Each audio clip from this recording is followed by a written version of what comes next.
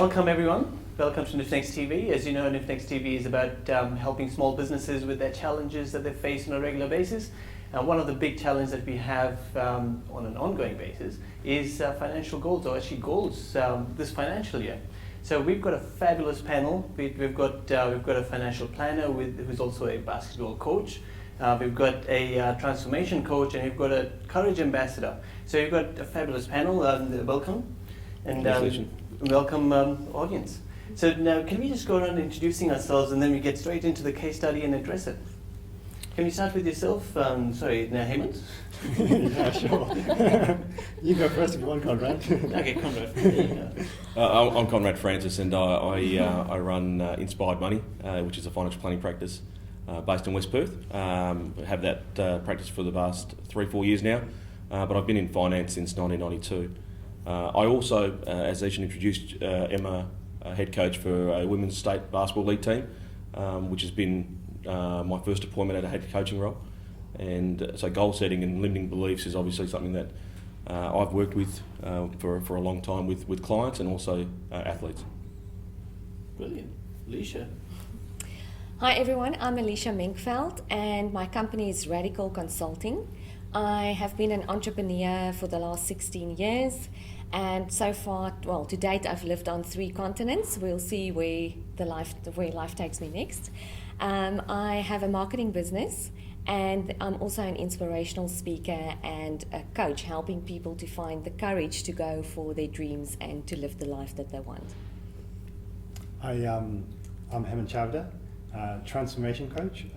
Transformation coach because I started as a pharmacist myself, lived in England, born in Zambia, and transformed many parts of my life to live the life of my dreams right now. And really it's about taking people from where they are to where they want to go in the most effective manner, using what we developed, the conscious samurai, which is, in the journey, body, heart, spirit, mind, and flow. So when you get to your destination, it's really the impact that you've had on the people along the way. Have you enjoyed the journey? Do you feel fulfilled? Or like me in the past, I hated life, and now actually absolutely love life. So hence the transformation coach. There you go, this is going to be exciting. Conrad, can we start with yourself to address the case study? As a financial planner and as a basketball coach, what are the important steps that people need to take to sort of address their goals to start with? I mean, goal setting is fundamentally obviously trying to map out a journey to get to a destination, and that happens in finance circles, and it happens with sporting teams. And so having a clear set of goals and using processes to come back to and reflect on and guide you is important. So measurable, succinct, concise and measurable goals are important, both in the short term, medium and long term, for both finance and basketball. Okay. What's your take on this from a courage perspective, Alicia? I obviously agree about the goal setting and that they need to be specific and measurable. From a courage perspective, I would say that courage and commitment for me is the magic force that will give you the success that you want in your goal setting. And it's the courage to actually go for those big, hairy, audacious goals, okay? Like, what is the biggest vision that you have for your business and for your life? Then think about it and write it down. And if you're not really sure what that could be, normally a good question to ask to prompt yourself would be, what would I do if I knew I couldn't fail and if money wasn't a problem? And whatever comes to mind, just write that down. And then, because once you know what you want, the how will sort of sort itself out along the way with some action steps. So where does the courage come in? So, you're actually going after it and changing your mindset? Well, absolutely, and obviously Hament would be a great person to speak about the change that you would need in yourself, because everybody that has ever gone for a big goal in life knows that it's scary. And if that goal equally excites you and scares the living daylights out of you, then obviously you know that you're on the right path. But it takes a huge amount of courage just to put pen to paper and actually admit that that's what you want in life. Oh, yeah. And then from there, obviously the real courage will come in to make the changes in yourself that will allow you to achieve that. Yeah, I mean, once you've moved from South Africa to Australia, right? Big step. I remember moving from England to Australia, and there is an element of fear. If someone tells you they don't have no fear, and that's BS. I mean, fear is there, but it's about facing the fears and actually just breaking through those and seeing it as it is, but not worse than it is, but better than it is. So in this journey, you've got the goal, and then the steps to get there. So I believe it's not the goal. It's once you set the goal, and like you guys said, setting that audacious goal is really important, yes, because it steps you not out of your comfort zone into your growth zone. Once you're in your growth zone, then who do you become in the pursuit of that goal? That's the most important part. So my early days, you get to the goal, you think boom, but I'm not there for my kids, for example. Or I'm not talking to my wife. That didn't happen, but you're not talking to your wife, for example. Or your health suffers. What's the point? What's the point of the goal? So the point is, when you get to the goal, when you get to your destination, the goal doesn't become the priority. That becomes the second. We believe that the first part is who you become in the pursuit of that goal. So when I say body, eat, sleep, play, breathe, hydrate, visualize. So are you full of energy, or are you on caffeine, and getting a bank loan and stuff like that, or heart, is your relationship suffering in the process? Then what's the point of the goal? Mind, are you nourishing your mind, or are you worrying and being stressed, and you go to the doctor and you got blood pressure and so on? Are you in flow? Do you enjoy what you're doing in the process of the goal? There's been goals that we set up a business in Dubai, and I was like a year down, 60,000 pounds later, I was like, what am I doing here? Why am I even doing this? I didn't even enjoy it. What was the whole point of it? And they're the mistakes we don't want our clients to make. And then spirit. Carl Jung said, of all his patients over the age of 35, the ones who never took on a spiritual dimension never fully healed. So for spirit, for me, is the inner strength. Something inside that pushes you through and says, you know what, I can do that. But one of the tools we utilize is firewalking. It's one of many. Firewalking, glass walking. It's not about ego, it's about saying, you know what, that fire in my life, in my relationship, that fire in my life, in finding my flow, that fire in my life, in connecting with my kids, they don't understand me. My kids aren't teenagers yet, but I've got some challenges to come there. so it's really about who you become in the pursuit of the journey. I suppose holistic goal setting, and looking at all those aspects. So that's I just want to give that put that take into it.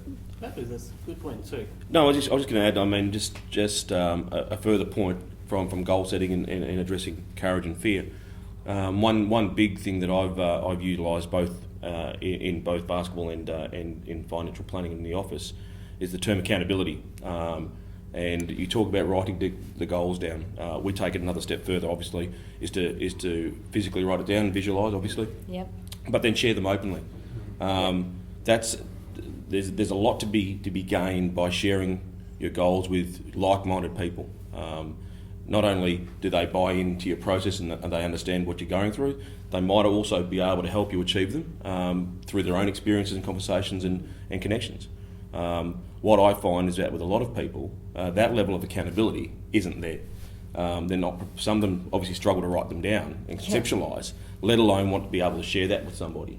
So, I think if anybody here that's watching, or even in the crowd that think that goal setting, just writing it down is a step. I think that the real step is to share, and that's something I've learned from a variety of sources is to share those things.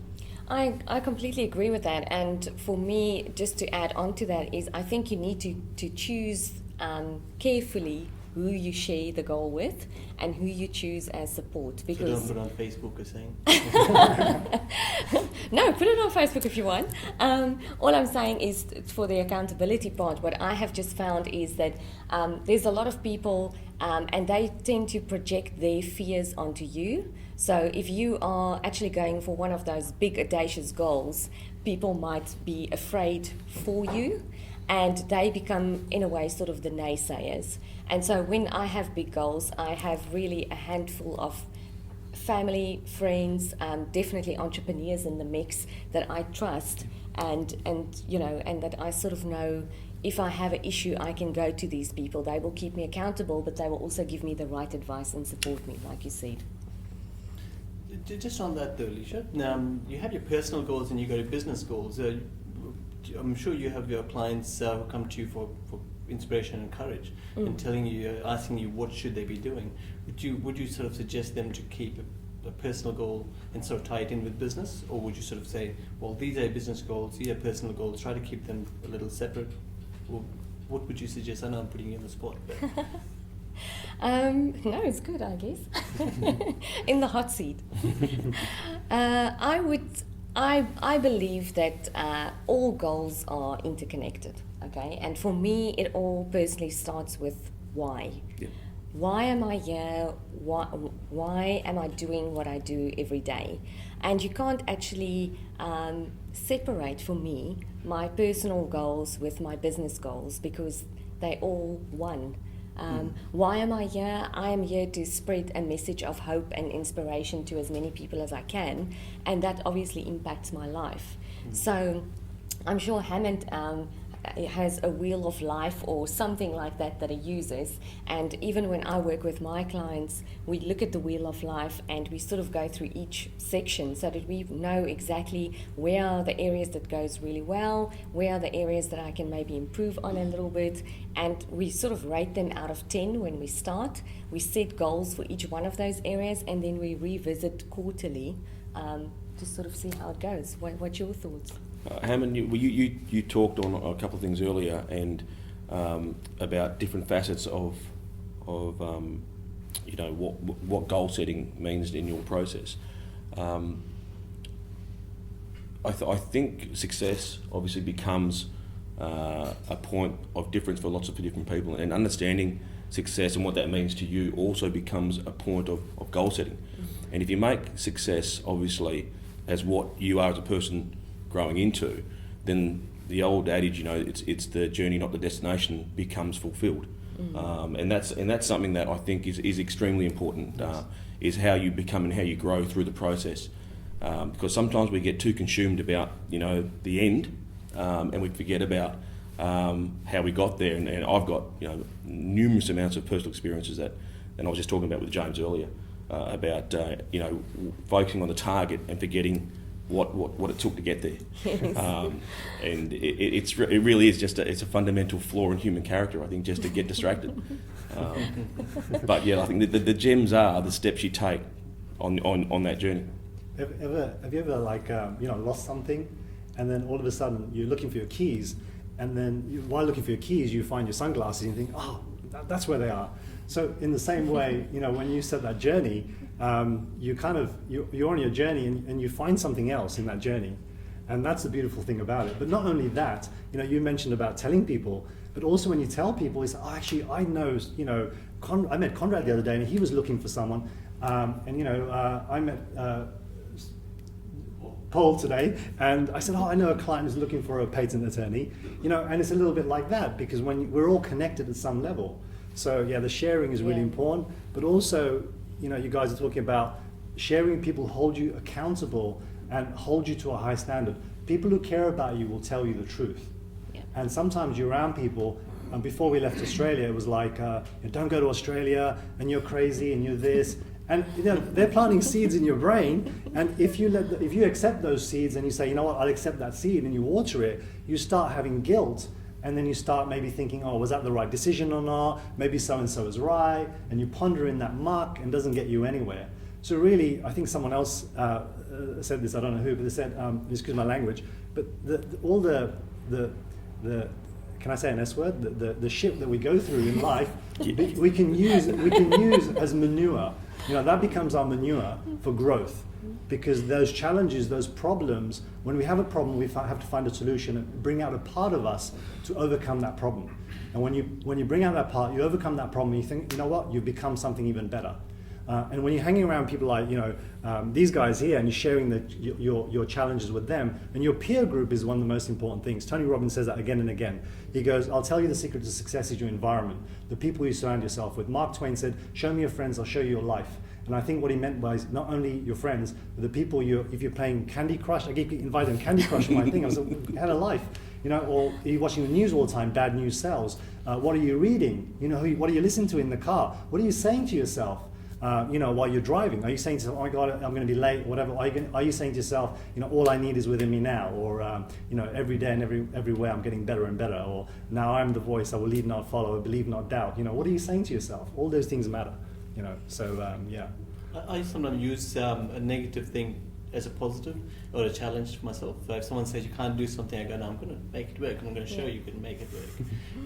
That sort of works for me. But Conrad, I had a question for you about how we can actually tie in the sports with business and the goals, because sports people are very sort of energetic and hardworking, and not all business people are. So although they're meant to be. I guess when you look at successful businesses and entrepreneurs and the like, or individuals, I think they share a lot of the similar characteristics as successful teams and athletes.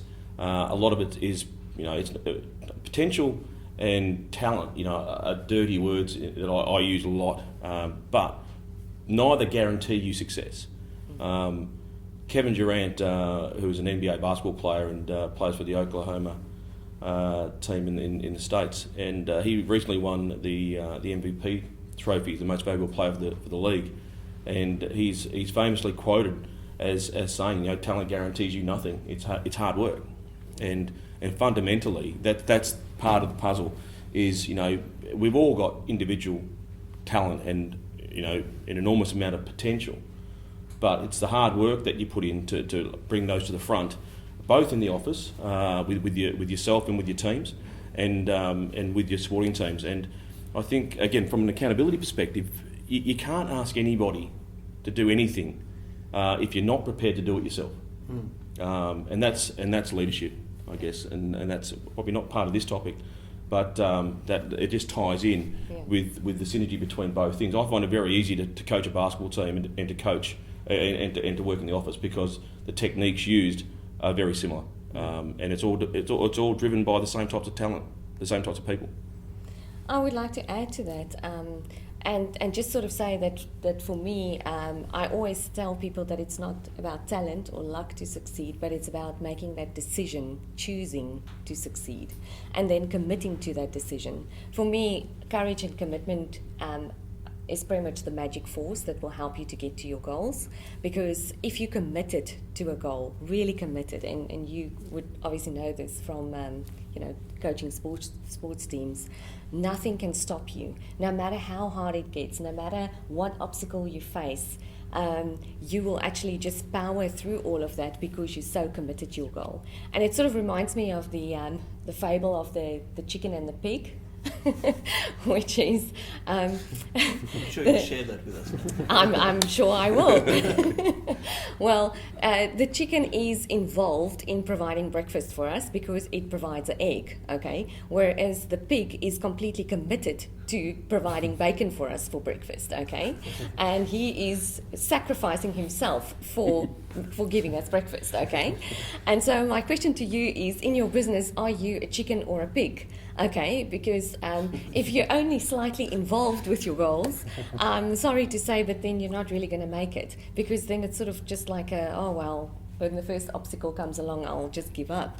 But if you're committed, and if you are sacrificing yourself, as James is showing me there, if you sacrifice yourself, don't kill yourself though, then you will definitely get to your goals. Fabulous. Does anyone want to share a client experience with the goal setting, transformation, or courage, or planning? Yeah, I've got a great one. I've got a client that has been around with my business and myself for a few years, since she was 24 years of age. She's now 31. Came to us with the typical goals in mind of saving for a house and becoming financially secure in retirement, and those fundamental goals that are ingrained into us as kids growing up. So philosophically, I challenge everybody about where they sit on those goals, and I think the RBA helped me out the other day by saying that renting is becoming more popular, or probably numbers-wise looking more fundamentally the choice that we should be considering opposed to owning a home, and that's the path I've always had. So I challenge this young lady to move away from the goal of saving for a house, but just the goal to try and reach financial independence. She's now 31 years of age. She started with $20,000. She's now got $350,000. She doesn't own her own home. Fundamentally, if she moves on the same path, she'll end up with $1 million by the time she's 40. And I would think that's a magnificent, massive step towards financial independence and giving herself more choice as to what she does. Now, that's probably 1 to 2% of my client base. Okay, sadly, that's the case, because as James and I talked about earlier, whilst we can invoke some sort of change on people, unless people want to change themselves, they will inherently draw back to their own previous, thought processes and behaviours. Yeah. And so, I find your jobs or your careers and paths interesting, because I'd love to see the level of success that's there beyond the first initial impact. So that's a great story for me. Fabulous, it is. Does Alicia and Hament, do you want to share something before we go into a Q&A session? Yeah, actually, very quickly. You talk about visualization, and I think in sports there's much studies showing about visualization and success. And there was a study that showed that when you draw your goals, when you actually draw them, it's like writing them out 100 times a day for 30 days. And it taps into the power of the unconscious mind. Bruce Lipton showed that the unconscious mind is, at least 1 million times more powerful than your conscious mind. So, if you have a goal, then draw it out. Vision boards are great, but actually physically draw it, because you're ingraining that into your unconscious mind. And that just little tweak with clients has made a massive, massive difference. And the other thing is, we always ask at our events, especially the firewalk, what's the one thing, and I'll ask you today, what's the one thing that will make a massive difference in your life? The one thing, if you did that one thing, then you've been putting it off, in your own personal life, because everything's cross-contextual. In your business, what's the one thing, if you did that one thing, that everything would shift. So that's another thing I'd just like to add. And there's a lot of thought process that needs to go into to make that one decision. Yeah. Alicia, did you want to share a client experience? I just you don't have to, but no, I will. I just wanted to say that goals for every person is different, okay? And you have, like you said, financial freedom goals, and essentially everybody wants to be financially free. But what could be very easy for me could be extremely difficult for Zishan, or vice versa, okay? And sometimes for somebody to reach a goal, it might seem like absolutely nothing to someone else. So one of the ladies that I'm coaching at the moment, for her, she is looking for the right life partner. She came to me because she wants Mr. Right, okay? I did warn her that he comes normally with, a lot of a lot of responsibility to have Mr. Right in your life. And she also wanted to change jobs, and both of those things are actually quite big things. And what we realized on her journey, or what I hope I have made her realize on her journey, is that it's not only about the two goals, it's about gradually making all those little changes in between that would actually help you to get to that goal, and being committed to it. So in terms of jobs, we started with really tiny, small steps. She didn't really have a lot of confidence in many areas, and for her just to approach her manager to actually ask to get a half a day off in a week was a huge thing, and we actually worked on it for weeks. And for somebody else, you might not even have to think about it twice to go up to a manager to ask for a raise or to ask for a day off.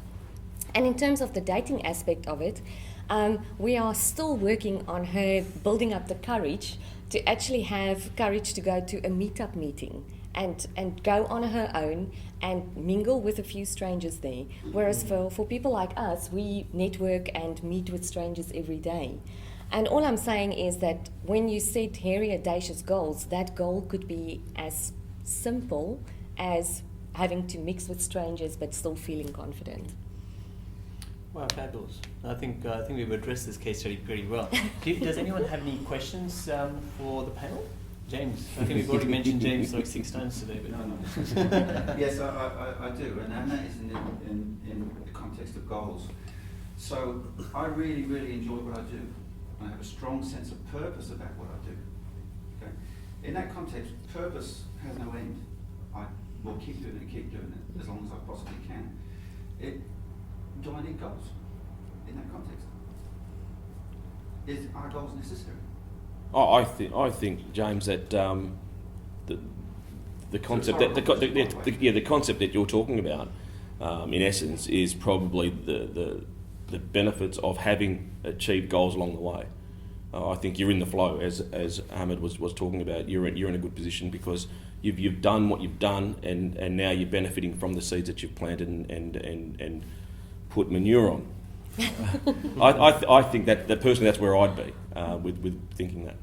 So James, also asking yourself, are you in your comfort zone? Are you in your growth zone? If you feel fulfilled here, in your heart, with all areas of your life, in your relationships, in your finances, you love what you do, there's a spiritual journey there, your body, your physical fitness, your mind. If you look at that holistic approach and say, well, do you feel fulfilled? Are you in your growth zone or are you in your comfort zone? And if you're in a space where you think, well, everything's okay, but you're not growing, the two human needs for the spirit are growth and contribution, to grow beyond yourself. I know it's a rhetorical question. So maybe there's a goal, the goals, raise the bar a little bit, especially if they take you out of your comfort zone into your growth zone. So that implies there's something wrong with where I'm at. Absolutely not. And if there isn't, well, why would I need to? That's the point. Yeah. So if you're in your flow, maybe you're achieving on the way. You don't actually you may be setting goals anyway. Like you getting things done, little steps, like spending time with your kids, if you have children, I'm assuming, or having time in your business. If you guys want to add in. I just sort of feel that sometimes, currently I would think that in the career that I'm doing, I am in flow. And there were definitely times in my life where I was in jobs where I definitely wasn't in flow.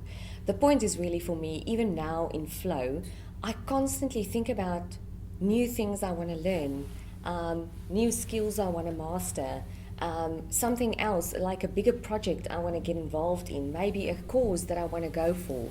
So maybe I'm not understanding your question correctly, but for me, although I am in flow, I constantly think about new things and other things that I want to do, and I see them as goals for me.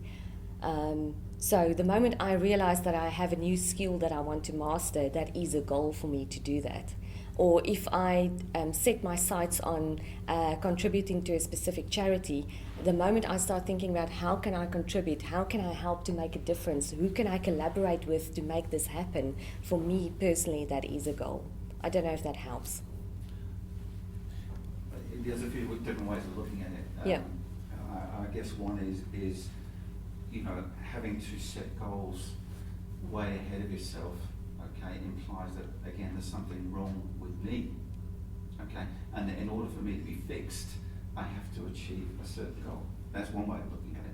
Another one is that sense of purpose that we talked about earlier. So it depends on the context, I suppose. I don't believe there's anything wrong with anyone.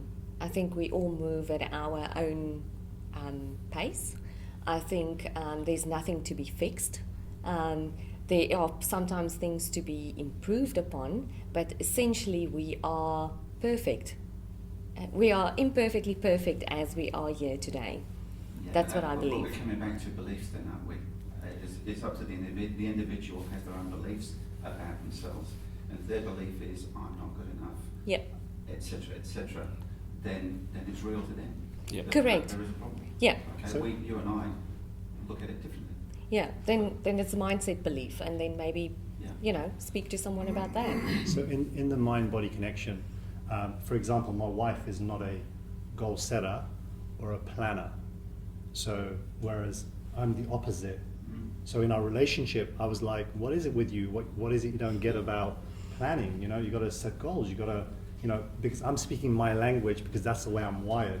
Yeah. So I understand where you're coming from, but she achieves a lot in her life. Her flow is being very present, and she just gets on with it, And it's not a sign of being, everyone is magnificent within. So wherever you're at, if you feel great inside, you feel good here, then you're good.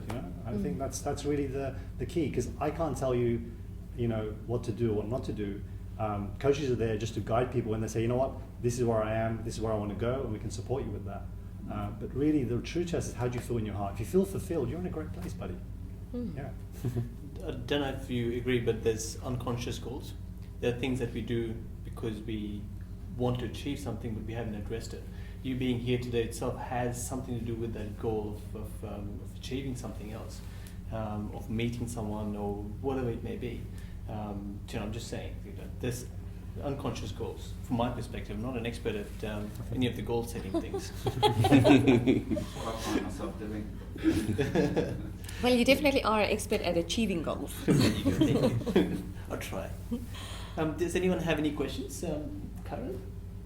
Yeah, in regards to this whole thing about having a support group and support people, and I'm kind of interested in finding out how to not eliminate per se, but kind of restrict the naysayers and the people that have great ideas for your business or for your life, what you should and shouldn't do, and how you can kind of grow better relationships with your actual peers, and maybe even having some kind of support group where you could together help one another. And I'm very interested in finding out how I could build that for myself. And if you've got some tips and ideas for that. I've got a point. I know you guys will definitely have more to add than what I can at the moment on that one. But the term naysayers, I'm attaching somewhat of a negative prospect to it. But in my space and in my coaching and in my business, fundamentally, if someone has an opinion, it's there to be thought about, processed, and either used or thrown away. That's how I look at it. There was a great YouTube clip. Again, I'll bring it back to basketball. A great YouTube clip which I've used in the office, and it's Michael Jordan's Hall of Fame induction speech. It goes for about 20 minutes. If you can find it on YouTube, it's fantastic. He's invited people to this audience, about $1,000 a ticket he's paid for everybody to turn up. And he's named everyone from his mum and dad to his siblings, to his coaches, to his teammates, to journalists and anybody else that were naysayers in his career. And he talks about how he used their naysayers or their words as fuel for his fire. And I think that it can't be discouraged is about how you choose to use the information that you're presented with. There's been a lot of studies also talking about you are the average of the 5 closest people in your life. I think that holds a lot of water. So who you choose to spend time with is important. What you choose to take on board from other people in your life is also extremely important. And it really comes down to a very committed approach to your own well-being and choice of happiness. Yeah. Yeah, and sometimes you label a naysayer because they're challenging you. And when they challenge you, it takes you out of your comfort zone. So now you just label them. So really it's a balance between getting the environment right, but also when there's people who challenge you, are you labeling them, or are they holding you to a high standard? I think there's a difference too. But obviously, like you were saying, when people say, my own example, when they say, don't go to Australia, it's this, it's that, and people who move back from Australia giving me their story, you got to be careful what you buy into. So on that road, on the yellow brick road to see the wizard, you know, on one side you're going to have the people who are going to say, yeah, you know, and others go, nay. So it's really, at the end of the day, you've got to make a decision. And a decision comes from incision. So, and you know, it's like, are you all in? You know, if you're on an aeroplane and you jump and you kind of about to jump, but you sit back down, you're not all in. So many people set goals and then they sit back down. But when you jump, you're all in, because there's no way you're going to sit back down again. You know, and I think that's the commitment. And Well, we're talking about. then you're obviously the pig. Yeah, that's right. And the pig. And when you talk about decisions, and again, you know, I've talked about this a lot. I don't fundamentally believe there's anything other than jumping off a cliff or running in front of a bus that is a decision that can't be undone by reevaluating it. You know, and I turn around and say to people all the time, there's no such thing as the wrong decision. There's just decisions to be made, and either new learning to evolve or repeated learning of things that you haven't learned in your past properly. And when you can let go of the fear around making a decision and apply courage, okay, to your thought process and to your forward steps, then I think you start to enhance your momentum and your flow. I just quickly wanted to say on actually forming the little support group for you. Firstly, I would be extremely clear about what I want. That would be my first step, to actually sit and write down what is it that I exactly want from this support group of mine. Because if you're not clear about what you want, you won't even recognize it when it stands right in front of you. Then there's a huge power of masterminding, where, you know, 2 or more people come together and brainstorm and throw ideas around and all of that. And I have been part of a mastermind, various sorts of masterminds in my life before, and they were very beneficial to me. So my advice would be to maybe look for existing masterminds and slot in with them. But again, you need to feel the energy of those people. You need to feel if this is the sort of people that you can really want to mix with, and if they are sort of the really the people that can help you and push forward and reach the goals, because you're now clear about what you want. Also, alternatively, these days it's so easy to go onto Meetup and to create your own group. So if you know a few people, I would look at peers that I respect and that's with me on the same path going forward. And I would also possibly look at people that I admire or that I would want to be like. And there's nothing preventing you from starting a meetup group. Just go on and do it today. No pressure. And so just go on, create the group, invite a few people, see who comes along, weed out the ones that you don't want, and create your own mastermind group. Each month you pick a topic, you discuss that topic, people come around. If it's a small group, everybody talks about the challenges in their business. And especially in marketing, what I see a lot is that Zishan and I have been doing marketing workshops for the Small Business Centre, for Business Station now. And what we see is that people are exceptional at telling other people what to do. They have immense clarity as to what you're supposed to be doing in your business. And so when we sit around in these marketing workshops, people can come up with ideas just like this for your business, to help you market it, to help you grow it. But when it's their own turn, it's like, I'm a blank. I don't know what to do in my business. So my suggestion would be start a bit of a mastermind group, invite people you admire, invite peers, and sort of see what comes of it. Great goal.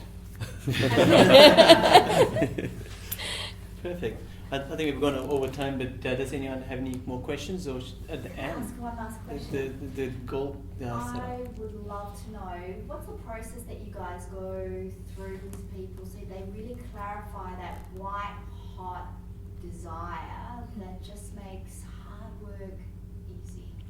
I think Alicia touched on it, and it's something that I know I've spoken to Zishan about, and it's identifying your why.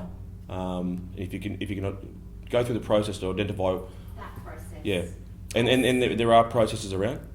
Happy to obviously to put you in touch with what I've used. Great.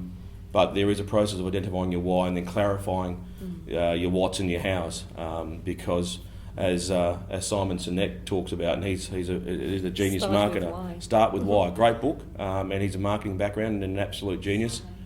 And he's helped me change the way I look at things, and has provided some great commentary around that. Thank you. That's a profound book. Yeah, beautiful. I've seen him on TikTok. Yeah, it's amazing. That's right. I met him in America in April this year. I stood in the queue for an hour to get my book signed, but it was worth it. Worth it. Yeah. Perfect. Thank you, ladies and gentlemen. Thank you, panelists. Cheers, Ed. Thank you, We'll see you Thanks, again Thanks. next Thank month. you. Well done. Thank you. Thanks a lot.